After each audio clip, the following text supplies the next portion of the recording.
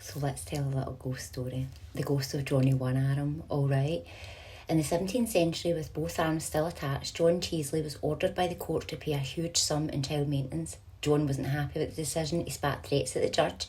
This was all part of the job for Sir George Lockhart, though. He was well used to it by now. A few months later, George was attending a service in St Giles. Kirk, having completely forgotten about the incident, he walked out of the church and along the road home. He started to feel somebody was behind him. Picking up the pace, he made it to his door, but with fumbling keys, a voice behind him called.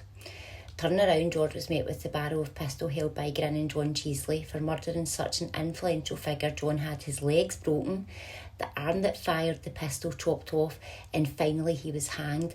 After a few days of hanging, as a warning, the body vanished. Now, in Edinburgh, they did that quite a lot.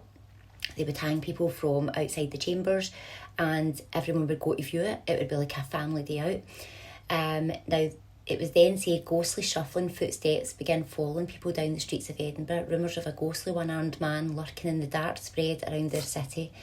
Eventually, in 1965, during the renovations in Dalry, a skeleton with one arm, a rusty pistol hanging around his neck was found. It could be none other than Johnny One Arm.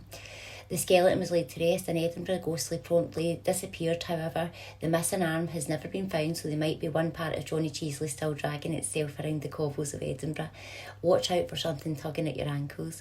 So obviously the Royal Mile in particular, I would say, is very, very haunted. And people who live there have experienced things within the tenements as well.